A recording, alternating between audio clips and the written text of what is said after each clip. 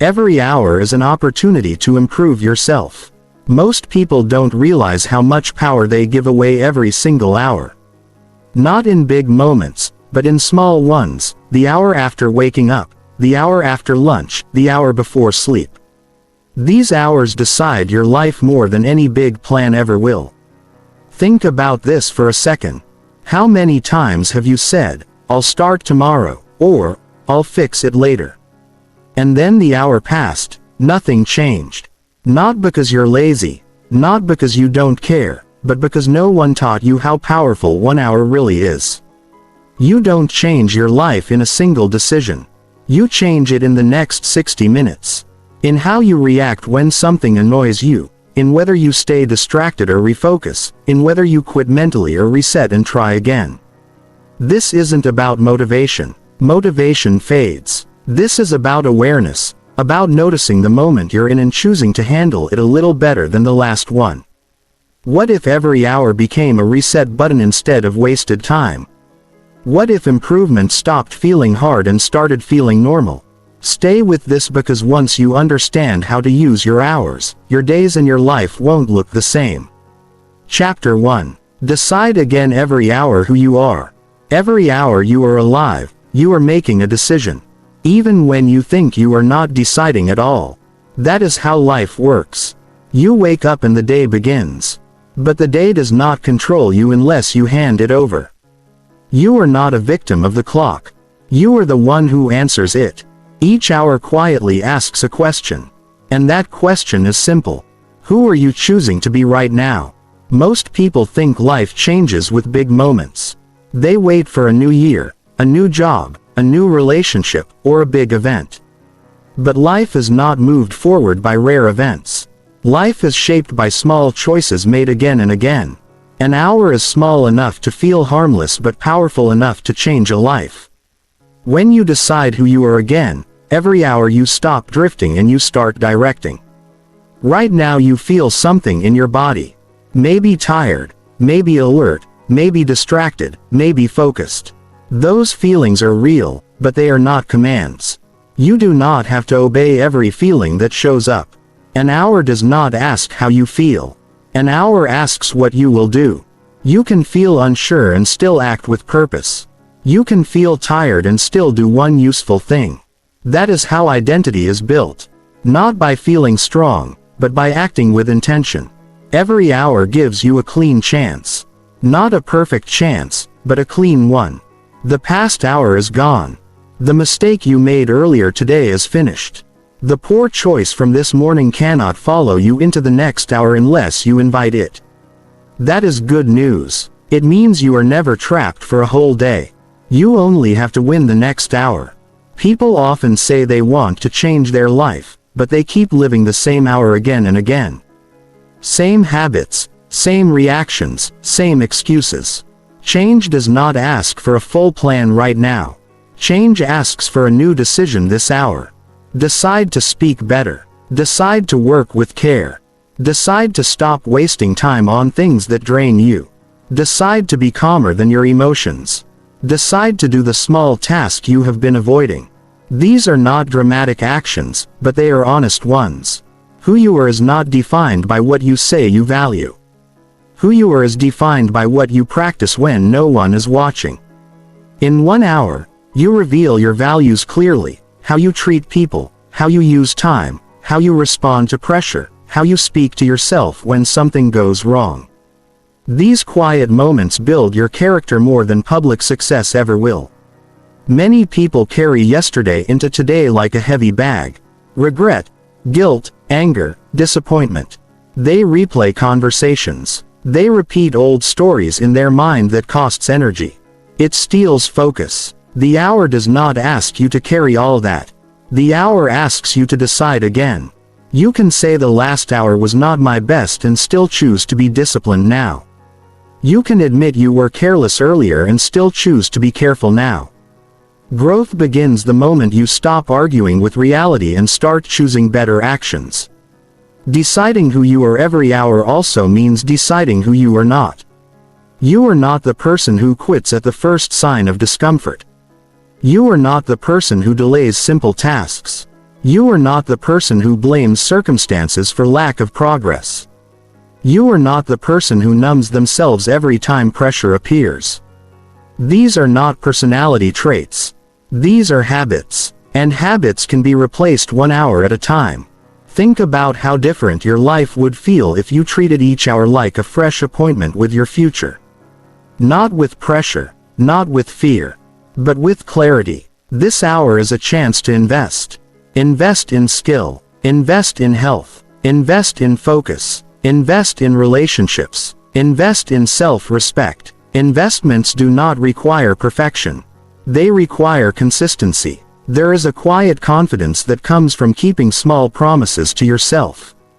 When you decide in this hour to read 10 pages, to move your body for 10 minutes, to speak honestly to someone, to clean up one small mess, or to finish one important task, you build trust with yourself. That trust changes how you walk, how you speak, how you show up. Confidence is not loud. It grows from repeated follow-through. The mind often says, wait until later. Later feels safer because later does not demand action now. But later is an idea, not a guarantee. The hour you have is real. It has weight. It has consequence. When you delay, you are still deciding. You are deciding to stay the same. When you act, you are deciding to grow. Both are decisions. One moves you forward. The other keeps you stuck. You may feel pressure when you hear this. That pressure does not mean you are failing. It means you care. Care is useful when it leads to action. The goal is not to turn every hour into intense effort. The goal is to turn every hour into conscious living.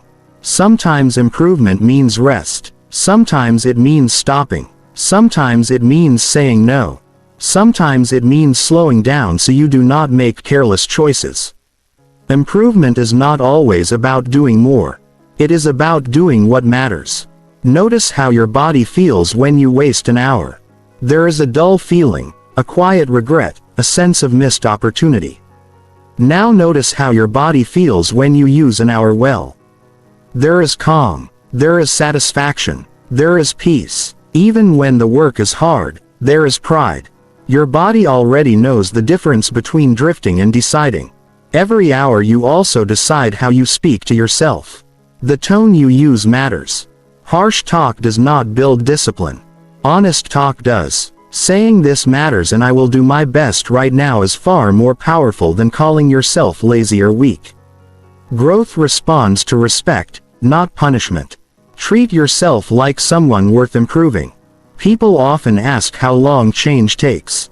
Change begins instantly. Results take time. Identity shifts one decision at a time.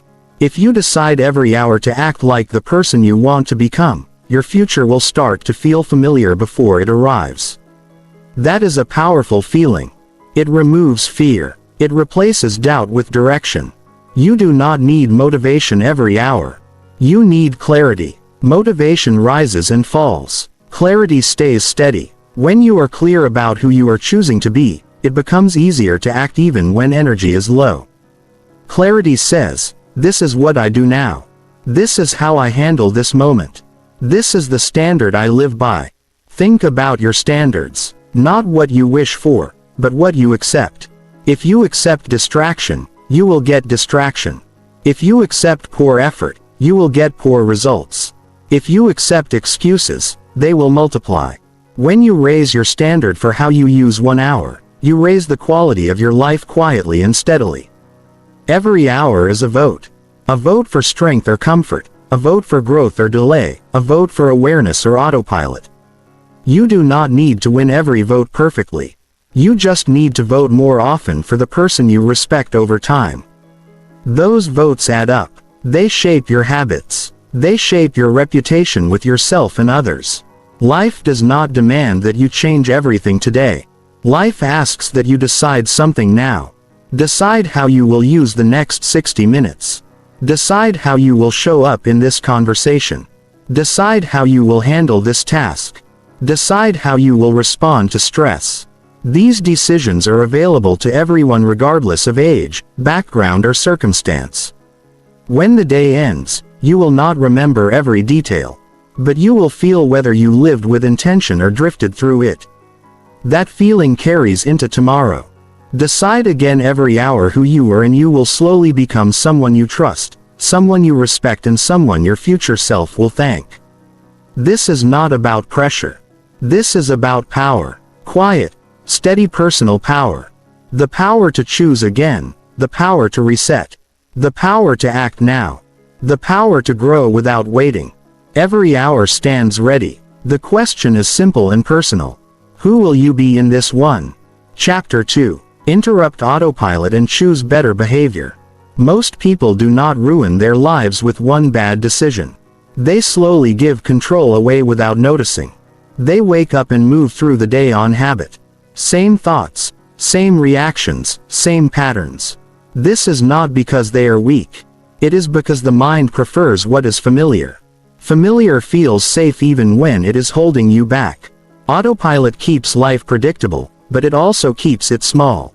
Autopilot shows up quietly. You reach for the phone without thinking. You respond sharply instead of listening. You delay the task that matters and choose something easier. You eat without awareness. You agree when you wanted to say no. None of this feels dramatic in the moment. It feels normal. That is why it is dangerous. What feels normal repeats. What repeats becomes your life. Interrupting autopilot does not require force. It requires awareness. The moment you notice what you are doing while you are doing it, you create space. That space is powerful. In that small pause, you regain choice. You are no longer reacting. You are deciding. This is where growth lives. Not in motivation, but in awareness. Think about how many times a day you act without choosing. You speak because you always speak that way. You avoid because you always avoid. You rush because you always rush. Autopilot keeps you busy, but not intentional. Busy days can still be empty days. Intentional moments fill a life with meaning. Choosing better behavior begins with noticing patterns. Patterns are honest. They show you where your life is actually going, not where you hope it goes. Notice when your energy drops. Notice when you get impatient. Notice when you escape into distractions. These moments are not failures. They are signals. Signals asking for a better response. The body often reacts before the mind catches up. Your shoulders tighten. Your breathing shortens. Your jaw clenches. These are signs you are slipping into old reactions. When you notice these signals, you have a chance to slow down. Slowing down is not weakness. It is control. It allows you to respond instead of react. Better behavior is usually simpler than people expect. It is choosing to pause before speaking. It is standing up and moving your body when focus fades. It is taking one deep breath before answering a message. It is returning attention to the task instead of chasing stimulation. These actions look small, but they change the direction of the moment. Autopilot loves comfort. Comfort asks nothing from you. It keeps you entertained, distracted, and passive. Better behavior often feels slightly uncomfortable at first. It asks for effort. It asks for honesty. It asks you to stay present when you would rather escape. Discomfort is not a warning sign. It is often a sign that growth is nearby. Many people believe they need strong willpower to change behavior. Willpower helps, but clarity helps more. When you are clear about why a behavior matters, it becomes easier to choose it. Clarity turns effort into purpose. Purpose fuels consistency. Consistency changes identity. Notice how different your day feels when you act with awareness. There is a sense of control. Not rigid control, but grounded control. You feel present. You feel capable. Even challenges feel manageable because you are engaged instead of overwhelmed. Awareness brings calm because it removes confusion.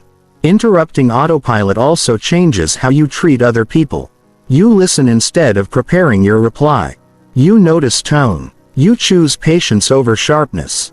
You choose honesty over avoidance. Relationships improve not because others change, but because your responses do.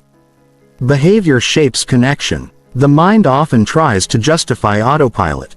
It says, "This is just how I am." That statement sounds harmless, but it limits growth. You are not fixed. You are practiced. What you practice becomes automatic. Change the practice and the automatic response changes with time. Better behavior does not mean perfect behavior. It means intentional behavior. You will still make mistakes. You will still fall back into old pattern. The difference is how quickly you notice and adjust. Quick awareness shortens the distance between mistake and correction. That distance matters. When you interrupt autopilot, you start living in real time. You experience moments instead of rushing through them. Food tastes better. Conversations feel deeper. Work feels more meaningful. Time feels fuller. Awareness stretches time because you are actually present. Choosing better behavior also builds self-respect. You begin to trust your ability to respond well under pressure. That trust grows quietly. It changes how you see yourself. You no longer feel controlled by impulses or moods. You feel capable of choice. Autopilot often protects old fears. Fear of failure, fear of judgment, fear of discomfort. When you interrupt it, you face these fears gently. You realize they are signals, not barriers. They show you where growth is possible. Better behavior is rarely dramatic. It is choosing water instead of another sugary drink. It is turning off notifications for 1 hour. It is finishing the task before checking messages. It is speaking kindly to yourself after a setback. These choices accumulate. They compound. Awareness gives you power in moments that used to control you. Stressful situations no longer own you completely. You feel the stress, but you do not surrender to it. You stay grounded. You act with intention. Life improves when reactions decrease and choices increase. That is the real shift. You stop being pushed by habit and start being guided by values. Values are quiet but strong. They hold you steady when emotions fluctuate. Every interruption of autopilot is a win. Even noticing after the fact is progress. Awareness grows with practice. The more often you notice, the faster you catch yourself next time. This builds momentum. Your future behavior is shaped by what you allow today. Allow distraction and distraction grows. Allow awareness and awareness strengthens. You do not need to overhaul your life. You need to interrupt it often enough to redirect it. There is dignity in choosing better behavior. It reflects respect for your time, your energy, and your potential. You are not here to sleepwalk through your day. You are here to participate in them. Interrupt autopilot and you reclaim authorship of your life. You stop replaying the same scenes and start writing new ones through daily choices. This is how growth becomes real. One moment noticed, one behavior chosen, one day lived with intention. Chapter 3. Pause briefly and ask what helps. Now life moves fast and most people feel pushed by it rather than guiding it. Pressure comes from schedules, expectations, messages, noise, and unfinished tasks. In that rush, the mind wants quick relief, not wise action. This is where many poor decisions are born. Not from bad intent, but from speed. When everything feels urgent, the brain grabs the nearest option. That option is rarely the best one. Pausing briefly sounds simple, but it is one of the strongest skills a person can build. A short pause creates distance between impulse and action. That distance is where clarity lies. Without it, people react from habit, fear, or frustration. With it, people respond from understanding. A pause does not mean stopping your life. It means slowing your reaction just enough to see clearly. One breath, one moment of stillness. That is often all it takes to change the outcome of a situation. The body settles. The mind clears. Choices appear. Asking what helps now is a practical question. It brings attention back to the present, not yesterday, not next week, now. This question cuts through noise. It shifts focus from emotion to solution. It does not judge. It does not blame. It simply asks what supports progress in this moment. Most people ask different questions without realizing it. Why is this happening? Why am I like this? Why is life hard? These questions keep the mind spinning. They drain energy. They offer little direction. What helps now moves the mind forward. It points toward action. In stressful moments, emotions rise quickly. The heart beats faster. Thoughts race. Muscles tighten. In those moments, reacting feels automatic. Pausing interrupts the chain. It tells the nervous system that you are not in danger. Calm returns faster. Control follows. This pause can happen anywhere. Before replying to a message, before eating out of stress, before avoiding a task, before speaking when emotions are high, the situation does not need to change for you to pause. The pause happens inside you. Asking what helps now also reduces overwhelm. Overwhelm often comes from trying to solve everything at once. The mind looks at the whole picture and freezes. This question narrows focus. It brings attention to the next useful step. One step is manageable. One step builds momentum. Helpful actions are often small. Drink water. Stand up and stretch. Write one sentence. Take a few slow breaths. Step outside for fresh air. Say no to one distraction. These actions do not feel impressive, but they restore balance. Sometimes what helps now is rest. Pushing through exhaustion often creates more problems. Pausing allows honesty. You notice when you are right, not lazy. You notice when your body needs care, not criticism. Listening to that signal prevents burnout. At other times, what helps now is effort. The pause reveals that avoidance is costing more energy than action. You see that starting the task will bring relief. The pause removes drama and replaces it with clarity. This question also improves relationships. When emotions rise during conversations, a pause prevents harm. Instead of reacting with sharp words, you pause. You ask what helps. Now, often the answer is listening or softening your tone or choosing patience. These choices protect connection. Pausing also changes how you handle mistakes. Instead of spiraling into self-criticism, you pause. You ask, what helps now?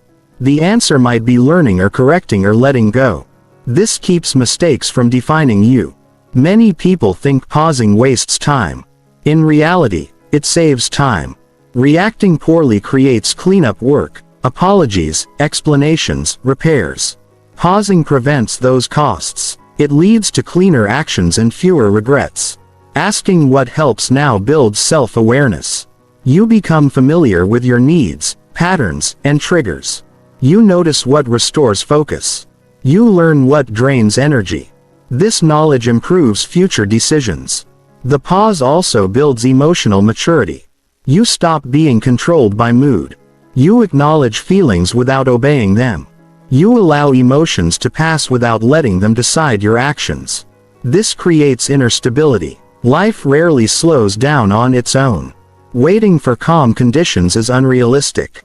The pause is something you bring with you.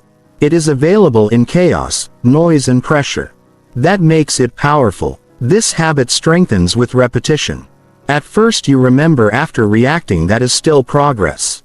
Awareness grows over time. You catch yourself sooner. The pause becomes natural. It feels like space opening where there used to be urgency. Asking what helps now is also an act of self-respect. It treats you as someone worth caring for. It replaces harsh demands with thoughtful guidance. Growth thrives under respect. This practice also increases confidence. You trust your ability to handle moments wisely. You stop fearing situations because you know you can pause and choose. That confidence reduces anxiety. Helpful actions are not always comfortable. The pause does not guarantee ease. It guarantees honesty. Sometimes what helps now is facing a difficult task. Sometimes it is having a hard conversation. The pause gives you courage because it removes panic. When you live this way, your days feel steadier. You are less pulled by extremes. You recover faster from stress. You stay present. Time feels fuller because you are engaged. Pausing briefly does not change the world around you. It changes how you meet it. That changes everything. You stop rushing through moments and start using them wisely. Asking what helps now brings you back to responsibility, not blame. Responsibility means responsibility. The ability to choose your response. That ability is always available in the pause. This habit builds resilience. When challenges appear, you do not collapse or panic. You pause. You act. Resilience is not toughness. It is flexibility. Over time, this simple question shapes your character. You become calmer, more thoughtful, more effective. You stop reacting to life and start working with it. Every meaningful improvement begins with awareness. Awareness begins with a pause. A brief pause followed by a helpful question can redirect an entire day. You do not need to pause for long. Seconds are enough. The value is not in the length but in the intention. Choose awareness. Choose clarity. Ask what helps now and listen honestly. Then act on the answer. This is how moments become useful. This is how pressure becomes manageable. This is how growth becomes daily and real. Chapter 4. Strengthen self-trust by keeping small promises. Self-trust is not something that suddenly appears after a big achievement or a dramatic life change. It is built quietly in ordinary moments through the smallest actions that most people overlook. Every time you say you will do something and follow through even when no one is watching, you send a message to yourself. I am reliable. Over time, those messages shape how safe you feel inside your own decisions. When you break promises to yourself, even tiny ones, the opposite happens. You begin to doubt your intentions, your discipline, and your ability to handle responsibility. Strengthening self-trust begins by restoring this inner relationship. And the simplest way to do that is by keeping small promises. A small promise might look insignificant on the surface. It could be waking up 5 minutes earlier, drinking a glass of water, sending one email, or stopping a task when you said you would. These actions may seem too minor to matter. But your mind does not measure promises by size. It measures consistency. Each kept promise becomes evidence that you respect your own word. Each broken promise weakens that evidence. Over time, this pattern teaches your brain whether you are someone who can be trusted or someone whose words are optional. Many people struggle with self-trust because they set expectations that are far bigger than their current capacity. They promise themselves complete transformations, perfect routines, or non-stop motivation. When they fail to meet those unrealistic standards, they interpret it as personal weakness. The problem is not lack of discipline. It is a lack of alignment. Small promises work because they are achievable. They match who you are today, not who you wish you were. When your goals are realistic, following through becomes natural instead of forced. Keeping small promises also creates emotional stability. When you do what you said you would do, your nervous system relaxes. There is less internal tension, less guilt, and less mental noise. You stop arguing with yourself about whether you can handle things. This calm builds confidence that feels grounded rather than inflated. It is not the loud confidence that seeks validation, but a quiet certainty that you can depend on yourself when it matters. Another powerful effect of small promises is momentum. When you complete one simple action, it lowers resistance to the next one. Action breeds clarity, not the other way around. Waiting to feel motivated often leads to inaction, but completing a small task generates motivation as a byproduct. Your brain begins to associate effort with reward, not exhaustion. Over time, this changes how you approach challenges. Instead of feeling overwhelmed, you break things down instinctively, trusting that progress comes from manageable steps. Small promises also reshape your self-image.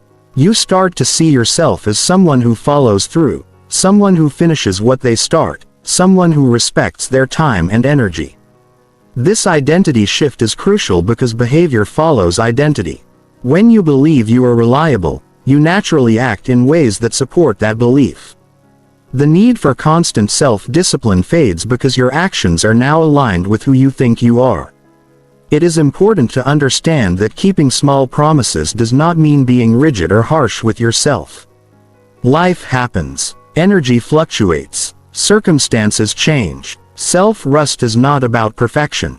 It is about honesty. If you cannot keep a promise, the most important thing is to acknowledge it without excuses and adjust your future commitments. This teaches your mind that you are truthful with yourself even when things do not go as planned. Honesty strengthens trust far more than forced consistency. One of the most damaging habits people develop is casually dismissing promises made to themselves. Saying, "I'll do it later," over and over trains the brain to ignore internal commitment. Eventually, motivation drops because your mind no longer believes your intentions mean anything. Rebuilding self-trust requires reversing this pattern. You do that by making fewer promises, not more, and choosing ones you are almost certain you can keep.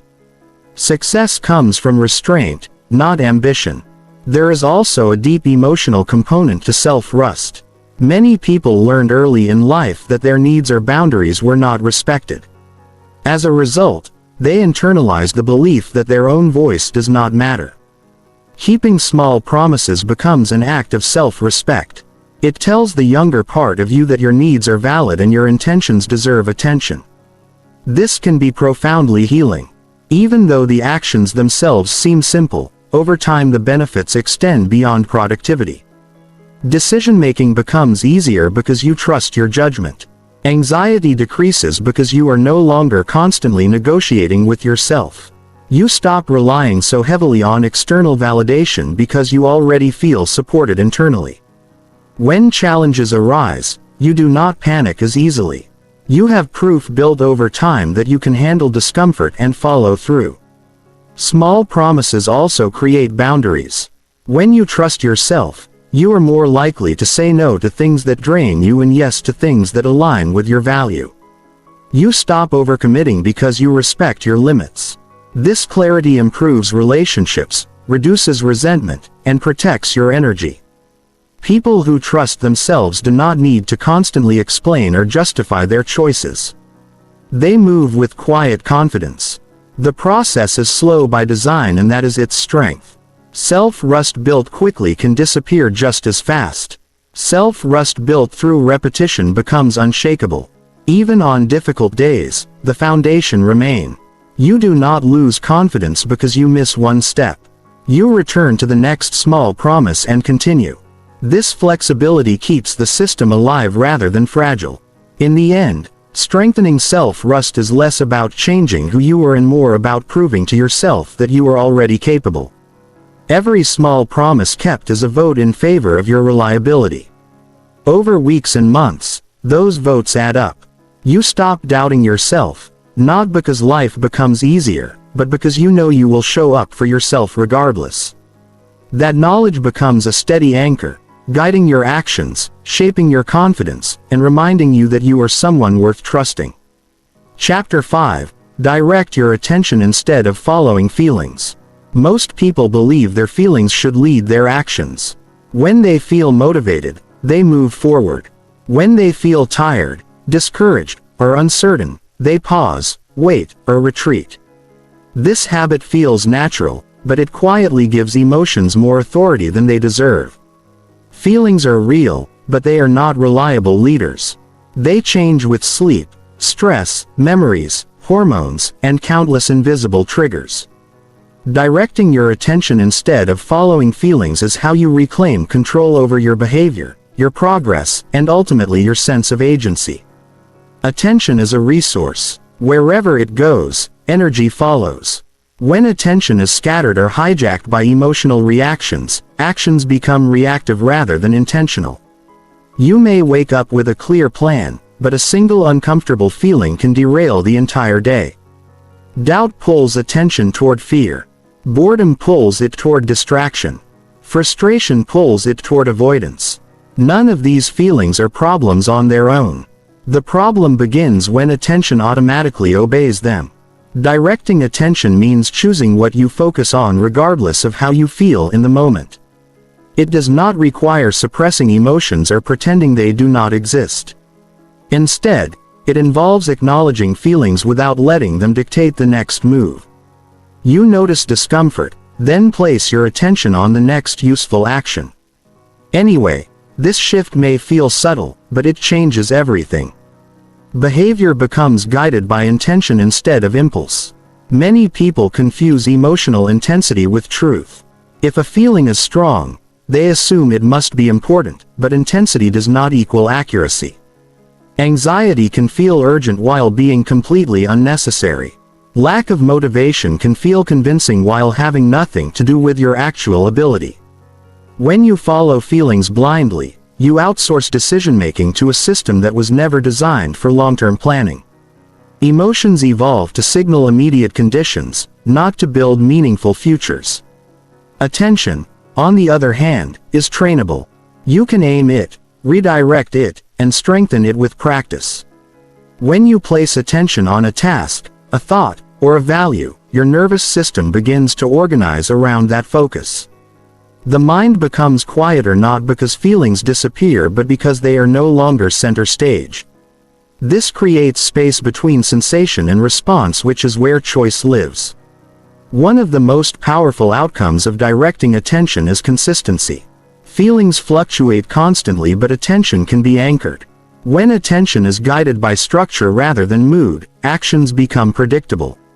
You stop negotiating with yourself every time resistance appears. Instead of asking, "Do I feel like doing this?" you ask, "What deserves my attention right now?" That single question shifts power back into your hands. This approach also reduces mental exhaustion. Constantly monitoring feelings and debating whether to act drains cognitive energy. When attention is directed intentionally, decision fatigue drops. You no longer need to convince yourself each time. You already know where your focus goes. This frees mental bandwidth for creativity, problem solving, and presence. Another important aspect is emotional resilience. When attention follows feelings, negative emotions tend to grow stronger. Fear feeds on focus. Rumination amplifies distress. When attention is redirected toward constructive action, emotions often soften on their own. You are not fighting them. You are simply not feeding them. Over time, this teaches your brain that discomfort does not require immediate escape, which builds tolerance and inner strength. Directing attention also changes your relationship with motivation. Motivation stops being a prerequisite and becomes a result. Action creates momentum and momentum generates motivation. Waiting to feel ready keeps you stuck. Acting while attention is steady allows motivation to catch up later. This reversal is essential for progress, especially in areas that matter deeply but feel challenging. It is also worth noting that attention shapes identity. What you consistently focus on influences how you see yourself. If attention constantly circles around limitations, mistakes and fears, identity shrinks. If attention is placed on effort, learning and forward motion, identity expands. This is not positive thinking. It is selective focus. You choose to invest attention where it creates growth rather than stagnation. In everyday life, directing attention can be simple. You return focus to your breath when emotions spike. You focus on completing the next small task instead of replaying a discouraging thought. You listen fully during a conversation rather than rehearsing worries. These small redirects accumulate. Each one strengthens your ability to stay present and act deliberately. There will be moments when feelings are loud and attention feels difficult to control. This is normal. The goal is not perfect mastery, but repeated practice. Each time you notice attention drifting toward unhelpful emotional loops and gently guide it back, you reinforce neural pathways associated with control and clarity. Over time, this becomes more natural, less effortful. Importantly, directing attention does not mean ignoring emotional need. It means addressing them at the right time and in the right way. Feelings can be processed later through reflection, rest or conversation. They do not need to dominate every moment. When attention is guided wisely, emotions are integrated rather than overwhelming. As this habit develops, confidence grows quietly. You trust yourself not because emotions are always pleasant, but because you know you can act wisely even when they are not. You stop being controlled by temporary inner weather and start navigating by internal direction. This creates a stable sense of self, one that moves forward regardless of mood. Ultimately directing your attention instead of following feelings is an act of leadership within your own mind. You are no longer reacting to every internal signal as if it were an emergency. You choose what matters now. That choice repeated daily builds discipline without force, calm without avoidance, and progress without constant struggle. Over time, attention becomes your anchor, allowing feelings to pass without pulling you off course and enabling you to live with intention rather than impulse. Chapter 6. Use discomfort as signal to grow. Today, discomfort is usually treated as something to escape. The moment it appears, most people look for relief, distraction, or reassurance. This reaction is understandable, but it quietly trains the mind to associate growth with danger. Discomfort itself is not the enemy. It is information. When understood correctly, it becomes one of the most accurate signals that growth is happening or needs to happen. Learning to use discomfort as a signal rather than a stop sign changes how you approach effort, fear, and personal development. Discomfort often appears when you step outside familiar patterns. The body prefers what it already owes because familiarity feels safe. When you try something new, speak honestly, take responsibility, or push your limits, your nervous system reacts. This reaction does not mean you are doing something wrong. It means you are entering territory that has not yet been mastered. Growth always lives there. If you wait to feel comfortable before moving forward, you remain confined to what you already are. One reason discomfort feels so intense is because it is misunderstood. People often interpret it as proof of inadequacy. A racing heart becomes evidence of weakness. Mental resistance becomes a sign of failure. This interpretation creates unnecessary suffering. Discomfort is not a verdict on your ability. It is a response to uncertainty.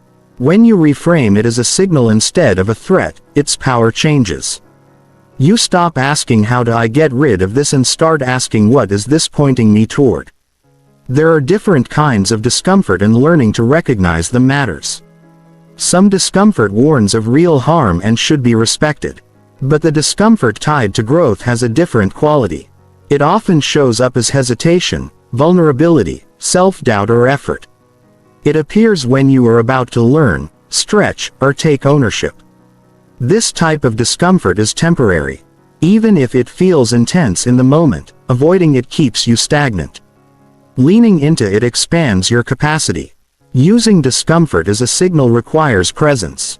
Instead of reacting immediately, you pause and observe it. Where is it in the body? What thoughts accompany it? What situation triggered it? This observation creates distance. You stop being consumed by the sensation and begin to understand it. That understanding gives you choice. You can decide whether the discomfort is guiding you toward growth or warning you away from harm. When you consistently respond to discomfort with curiosity rather than avoidance, confidence grows. You prove to yourself that you can tolerate difficult sensations without collapsing or escaping. This tolerance is a form of strength that does not rely on bravado or denial. It is quiet, grounded, and reliable. You become someone who can stay present under pressure, which is a skill that transfers into every area of life. Discomfort also sharpens self-awareness. It reveals edges you did not know were there. It shows where beliefs are limiting, where habits are rigid, and where fear still has influence. Without discomfort, these areas remain hidden. Comfort keeps blind spots intact. Discomfort exposes them, offering a chance to adjust and evolve. In this way, discomfort becomes a teacher rather than an obstacle. Many people wait for the right time to grow, imagining a future moment when fear will be gone and confidence will appear fully formed. That moment rarely comes. Growth happens now inside the discomfort you are already feeling. Each time you choose to engage with it rather than flee, you train your mind to associate challenge with capability. Over time, what once felt overwhelming becomes manageable, then familiar. Using discomfort as a signal does not mean forcing yourself relentlessly. Growth is not about constant strain. It is about intentional exposure followed by recovery. You stretch, rest, reflect, then stretch again. This rhythm prevents burnout and builds resilience. Ignoring recovery turns discomfort into damage. Respecting it turns discomfort into progress. There is also emotional growth hidden inside discomfort. Difficult conversations, honest boundaries, and self-reflection often feel uncomfortable because they threaten old identities. Speaking up may challenge the version of yourself that stayed silent. Rest may challenge the identity built on overwork. Discomfort marks the point where an outdated identity is being replaced by a healthier one. Recognizing this makes the discomfort meaningful rather than random. As you practice this mindset, fear loses its authority. Fear does not disappear, but it stops being the final decision maker. You learn that fear often accompanies important actions, not dangerous ones. This realization changes how you evaluate risk. Instead of asking whether something feels scary, you ask whether it aligns with your values and long-term direction. Discomfort becomes a compass, not a cage. Over time, this approach builds trust in yourself. You know that when discomfort appears, you will listen instead of panic. You will assess instead of avoid. You will act thoughtfully rather than impulsively. This trust creates inner stability. You are no longer dependent on ideal conditions to move forward. You can grow in imperfect, uncertain, and uncomfortable moments. Eventually, discomfort stops being something you dread. It becomes familiar, even welcome. Not because it feels good, but because it signals movement. It tells you that you are not stuck, numb, or stagnant. You are engaging with life fully. This perspective transforms struggle into participation and effort into meaning. Using discomfort as a signal to grow today means choosing courage in small repeated way. It means leaning into the conversation you want to avoid, attempting the task you doubt yourself about, or sitting with emotions you usually suppress. These choices do not require dramatic acts. They require awareness and willingness. Growth does not announce itself with comfort. It arrives quietly, wrapped in uncertainty and effort. When you learn to recognize discomfort as a sign that you are exactly where development happens, you stop running from it. You step forward with intention. That step, repeated over time, reshapes who you are, not by force, but by alignment with your capacity to grow. Chapter 7. Choose progress over comfort in simple moments. Most change does not come from dramatic decisions or life-altering events. It comes from the quiet choices made in ordinary moments, the ones that seem too small to matter. Comfort often disguises itself as harmless preference, while progress asks for effort that feels unnecessary in the moment. Choosing progress over comfort in simple moments is how growth actually happens. Not through intensity, but through consistency. Comfort is appealing because it promises immediate relief. It asks nothing more than staying as you are. Sit a little longer, scroll a little more, avoid the difficult thought, delay the task. These choices rarely feel like mistakes when they happen. They feel reasonable, yet over time they shape habits, identities, and outcomes. Progress, by contrast, often asks for something subtle but uncomfortable. Starting when you would rather wait, stopping when you would rather continue, or choosing effort when ease is available. Simple moments are powerful precisely because they repeat. You encounter them dozens of times each day. The decision to get up when the alarm rings. The choice to finish a task instead of abandoning it halfway. The decision to speak clearly instead of staying silent. None of these moments are dramatic, but together they determine direction. Progress is not built in bursts. It is built in patterns. Choosing progress does not mean rejecting comfort entirely. Rest, enjoyment, and ease all have a place. The problem arises when comfort becomes the default response rather than a conscious choice. When every decision is filtered through the question of what feels easiest, growth quietly stalls. Progress requires intention. It asks you to pause and consider what serves you long term, not just what soothes you now. In simple moments, progress often looks unimpressive.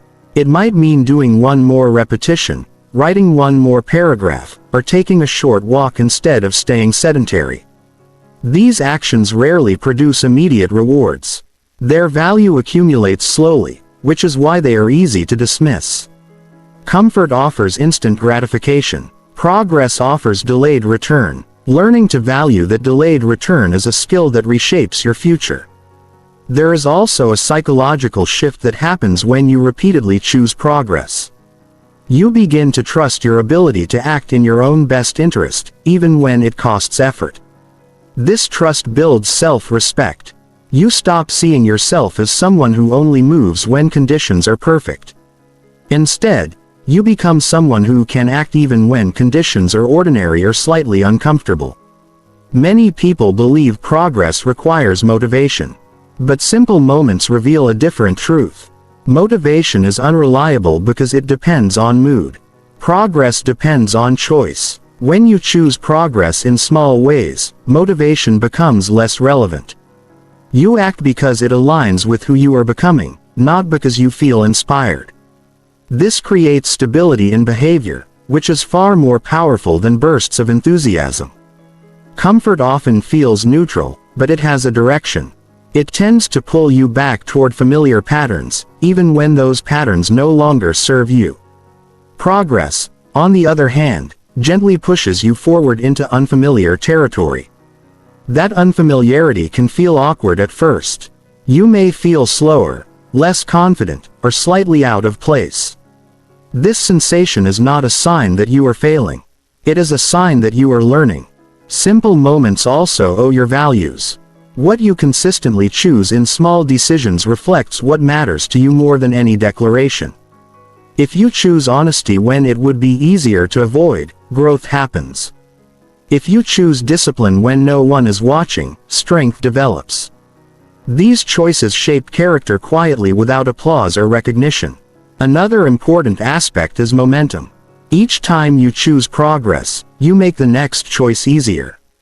Effort compounds just like comfort does when progress becomes familiar. It stops feeling heavy. It becomes normal. You no longer experience each effortful action as a battle. It becomes part of how you move through the day. This is how discipline turns into habit. Choosing progress over comfort also builds resilience. You become more comfortable with mild discomfort, effort, and uncertainty. Life inevitably presents challenges that cannot be avoided. When you are used to choosing progress in small ways, you are better prepared to face larger difficulties. You do not panic as easily because you have practiced acting despite discomfort. There is a subtle confidence that grows from this practice. It is not loud or showing. It comes from knowing that you can rely on yourself in ordinary circumstances. You do not need extreme pressure to perform. You show up consistently. That consistency becomes a source of pride that does not depend on external validation. It is important to remember that progress does not require perfection. You will still choose comfort. Sometimes that is part of being human. What matters is the overall pattern, not isolated moment. Progress grows when you return to intentional choices again and again without self-punishment or guilt. Shame undermines growth. Awareness supports it. Simple moments also offer frequent opportunities to cause core. You do not need to wait for a new week, a new month, or a new version of yourself. Each moment is a chance to choose differently. This immediacy is empowering. Growth becomes accessible, not something reserved for special occasion. Over time, choosing progress over comfort reshapes your relationship with effort. Effort stops feeling like a burden and starts feeling like participation in your own life. You are no longer waiting passively for change. You are actively contributing to it, one small decision at a time.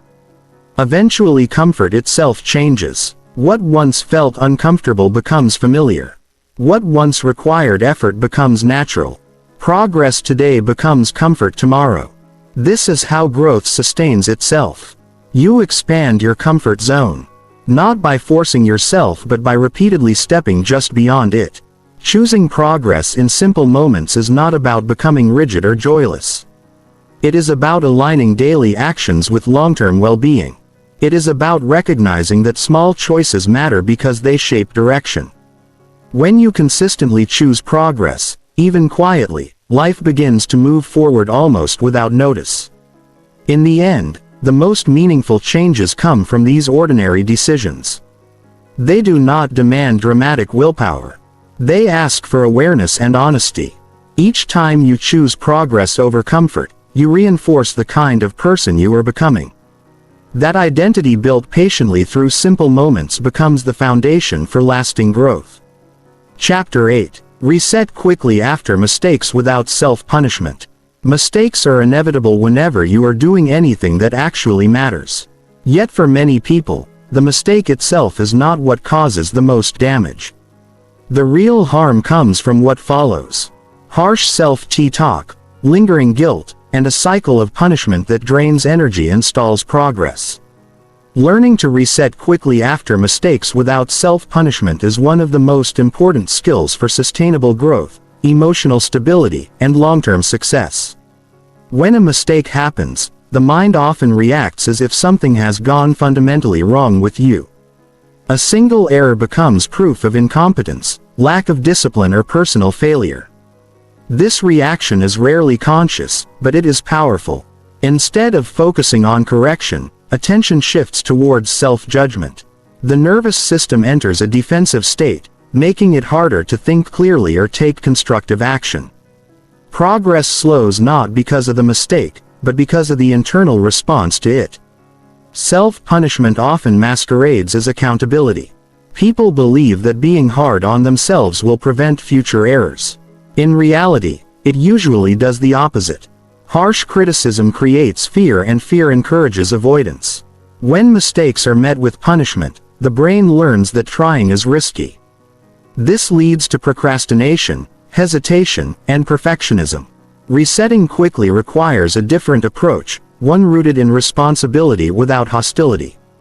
A reset begins with recognizing that a mistake is innate, not an identity. It is something that happened, not something you are. This distinction is critical. When you separate your sense of self from the error, you preserve your ability to respond effectively. You can look at what went wrong without collapsing into shame. This mental separation creates space for learning rather than defensiveness. Speed matters when resetting. The longer you stay stuck in regret or rumination, the more momentum you lose. Quick resets do not mean ignoring consequences or minimizing impact. They mean addressing what needs to be addressed without unnecessary delay or emotional self-harm.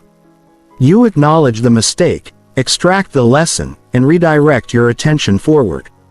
This process keeps mistakes from expanding beyond their actual size. Another important aspect of resetting quickly is emotional regulation. Strong emotions often follow mistakes, especially when expectations are high. Instead of trying to suppress these emotions or acting them out, you allow them to pass through without giving them control. A few slow breaths, a brief pause, or a short walk can help the nervous system settle. Once emotional intensity decreases, rational thinking returns, making constructive action possible. Self-punishment often feels justified because it gives the illusion of control. Criticizing yourself feels like doing something.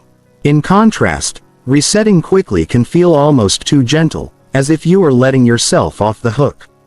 This belief is misleading. True accountability is not about suffering.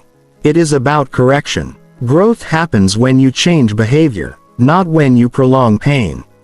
Resetting also requires curiosity. Instead of asking "why am I like this?" you ask "what led to this outcome?" This shift in questioning transforms the experience. Curiosity opens the door to ends. You might notice patterns, triggers, or unrealistic expectations that contributed to the mistake. This information is valuable. It allows you to adjust systems, environments, or strategies, so the same error is less likely to repeat. It is also important to recognize that perfection is not the goal.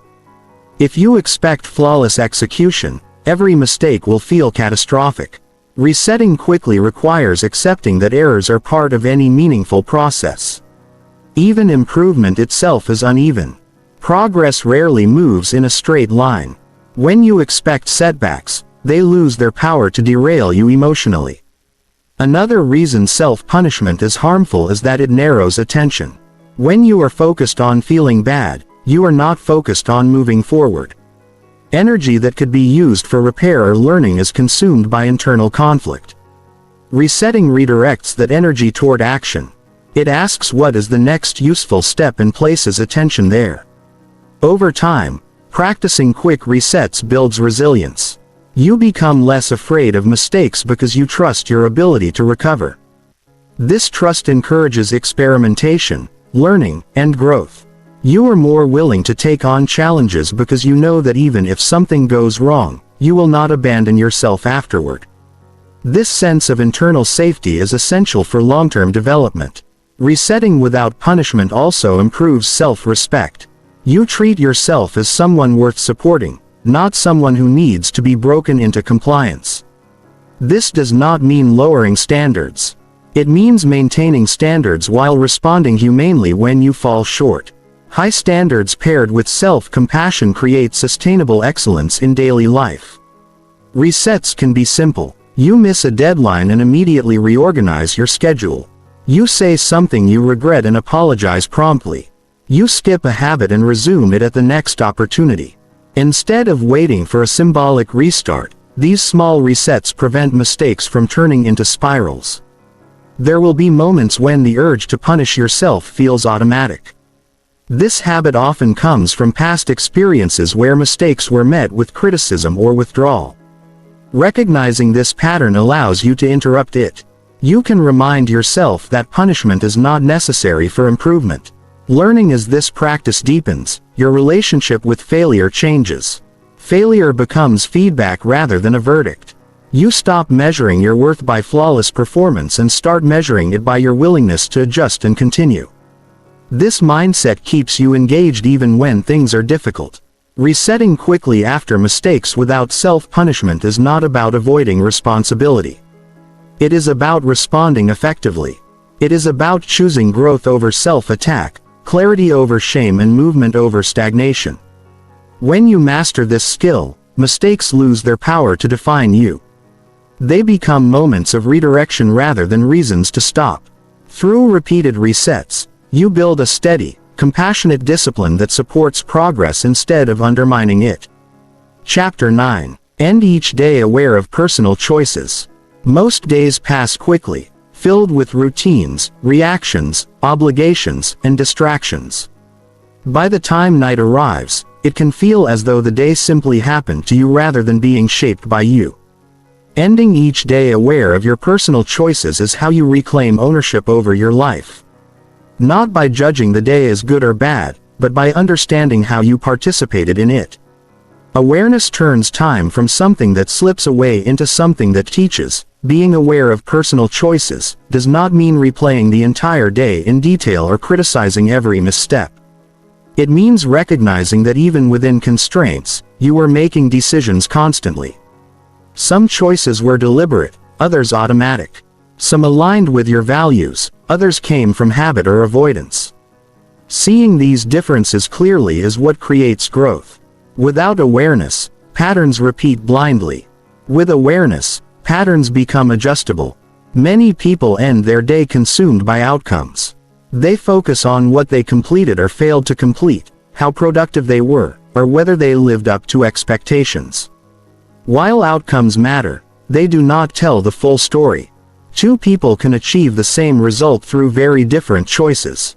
One may have acted with intention, the other with pressure or fear. Awareness shifts focus from results to responsibility. It asks not just what happened, but how you showed up. Ending the day with awareness creates emotional closure. Unexamined days tend to bleed into the next, carrying unresolved tension, regret, or mental clutter. When you pause to reflect on your choices, the mind organizes experience. Loose ends feel less chaotic because they are acknowledged. This process reduces anxiety and improves sleep, not because everything is perfect, but because nothing is ignored. Personal choice exists even in moments where options seem limited. You may not control external events, but you control responses, attitudes, and priorities. Recognizing this prevents helplessness. When you notice where you chose patience, honesty, restraint, or effort, you reinforce a sense of agency. When you notice where you avoided, reacted, or disengaged, You gain insight without self-blame.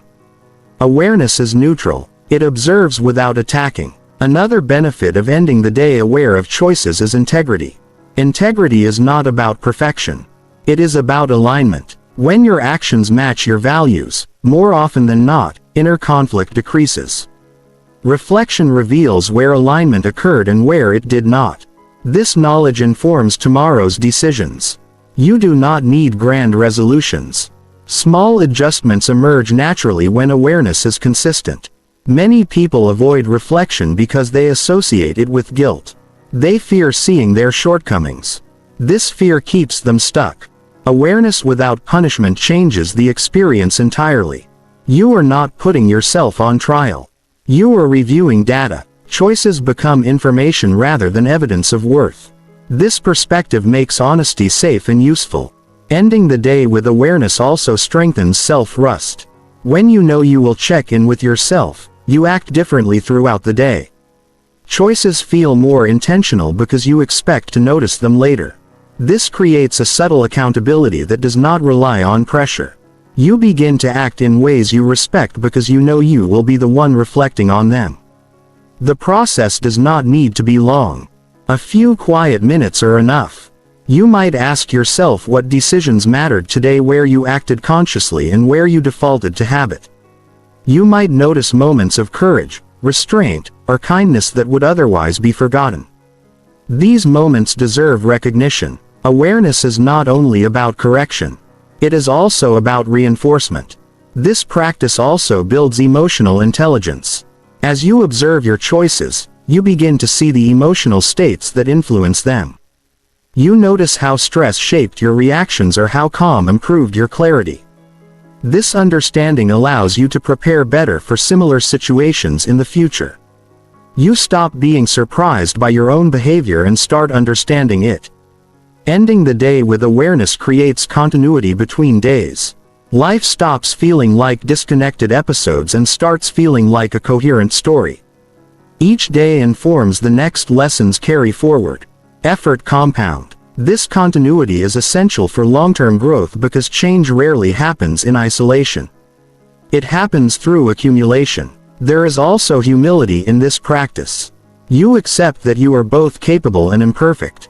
Some days you choose well, other days you do not. Awareness holds both truths without distortion. This balanced view prevents both arrogance and despair. You remain grounded, realistic, and open to improvement. As awareness deepens, you become more intentional with time. You notice how certain choices drain energy while others restore it. You begin to prioritize differently, not because of external rules, but because of lived experience.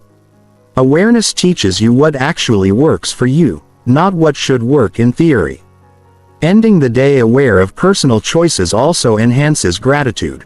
When you see your day clearly, you notice moments of effort, connection, and presence that might otherwise be overlooked. Gratitude becomes specific rather than vague. You are grateful not just for circumstances, but for how you engaged with them. Over time, this habit changes how you relate to yourself. You stop feeling like a passive observer of your own life. You recognize yourself as an active participant. Even on difficult days, this recognition preserves dignity. You may not have controlled everything, but you were there, choosing as best you could with what you had. This awareness naturally shapes the next day. You wake up with a clearer sense of direction. Not because you planned every detail, but because you understand yourself a little better. Growth becomes less about forcing change and more about refining choices. Ending each day aware of personal choices is a quiet discipline with powerful effects. It does not demand intensity or perfection. It asks for honesty and attention. Through this simple practice, days stop disappearing unnoticed. They become teachers. And as days accumulate with awareness, life itself becomes more intentional, more coherent, and more aligned with who you are becoming. Chapter 10. Repeat improvement hourly until it feels normal. Improvement is often imagined as something dramatic, something you commit to once and then carry out with intensity. In reality, lasting change rarely works that way. Real improvement is quieter, smaller, and far more repetitive. It happens when you make slight adjustments again and again so frequently that progress stops feeling like effort and starts feeling like your default. Repeating improvement hourly until it feels normal is how growth becomes sustainable instead of exhausting. Most people think in days, weeks, or months when they think about self-improvement. That scale can feel overwhelming. An entire day feels too big to control, and a single failure can ruin motivation. Hourly improvement changes the scale. It brings growth into the present moment. You are not trying to fix your life or reinvent yourself. You are simply asking what can be improved right now in this hour with what you have. An hour is manageable. It is short enough to reset after distraction and long enough to create momentum. When improvement is framed this way, mistakes lose their weight. You do not think I ruined the day. You think the next hour is still open. This mindset keeps progress alive even when energy is low or circumstances are imperfect. Repeating improvement hourly does not mean constant productivity or non-stop effort. It means choosing slightly better actions when opportunities arise. It might be correcting posture, refocusing attention, adjusting tone in a conversation, or returning to a task you drifted away from. These changes are subtle, but their frequency gives them power. What is repeated shapes behavior more than what is intense. When improvement is practiced hourly, awareness increases naturally. You begin to notice how quickly habits pull you off course. You see how often attention drifts, how easily comfort takes over, and how frequently small choices shape outcomes. This awareness is not meant to create pressure. It simply gives you more chances to intervene gently. One of the most important effects of hourly improvement is normalization. At first, effort feels noticeable. Redirecting attention feels deliberate. Correcting behavior feels awkward, but repetition smooths resistance. What once required conscious effort becomes automatic. Improvement stops feeling like self-control and starts feeling like self-respect. This is how discipline transforms into identity. Hourly repetition also reduces the emotional charge around growth. When improvement is rare, it feels heavy and important. When it is frequent, it becomes ordinary. You stop attaching ego to every action. You are no longer trying to prove anything. You are simply practicing. This removes fear of failure and replaces it with curiosity and consistency. Another benefit is adaptability. Life rarely follows a perfect plan. Unexpected events, interruptions, and mood changes are inevitable. Hourly improvement adapts to reality instead of resisting it. If 1 hour goes poorly, the next hour becomes a fresh opportunity. This flexibility prevents all or nothing thinking, which is one of the biggest obstacles to progress. Repeating improvement hourly also strengthens attention. Each time you pause to adjust, you reinforce the habit of checking in with yourself. You become more present, more responsive, and less reactive. Over time, this presence spills into everything you do. Conversations become more intentional. Work becomes more focused. Rest becomes more restorative. There is also a cumulative effect that is easy to underestimate. Small improvements repeated hourly compound faster than dramatic changes attempted. Occasionally, a slight increase in focus, repeated several times a day, reshapes how much you can accomplish without burnout. A small improvement in emotional regulation, practiced often, stabilizes your inner world. The impact is not obvious in any single moment, but it becomes undeniable over time. Hourly improvement also teaches patience. You stop expecting immediate transformation. You accept that progress is incremental and uneven. This patience protects you from discouragement. You are no longer waiting for results to validate your effort. The effort itself becomes the practice. Importantly, repeating improvement hourly does not mean monitoring yourself obsessively. The intention is not to judge every moment, but to gently steer when awareness returns. Some hours will pass without improvement, and that is fine. What matters is the habit of returning. Each return strengthens the pattern. As this practice continues, your baseline changes. What once felt like effort becomes neutral. What once required reminders becomes instinctive. You no longer think of yourself as someone who is trying to improve. You think of yourself as someone who naturally adjusts. This identity shift is subtle but powerful. Growth becomes part of how you live rather than something you chase. Hourly improvement also creates emotional steadiness because you are constantly recalibrating. Stress does not accumulate as easily. Small corrections prevent small problems from becoming large ones. You do not wait until exhaustion forces change. You respond earlier with less intensity and more clarity. Over time, this approach builds quiet confidence. You trust that you can course correct at any moment. You are not dependent on perfect mornings, strong motivation or ideal condition. You know that improvement is always available in the next hour. This knowledge removes pressure and replaces it with reliability. There is freedom in this repetition. You are no longer trying to arrive somewhere. You are practicing a way of being. Improvement becomes less about reaching a goal and more about maintaining alignment. You are not asking for massive change. You are asking for slightly better choices made often. Eventually improvement feels normal, not exciting, not exhausting, just natural. You adjust without drama. You refocus without frustration. You respond without spiraling. This normality is the real success. Growth that feels normal is growth that lasts. Repeating improvement hourly until it feels normal is not about pushing harder. It is about returning more often. Each return strengthens the habit of growth. Each small adjustment reinforces who you are becoming. Over time, these hours add up, not into a perfect life, but into a steady, resilient one. Progress stops being something you work toward and starts being something you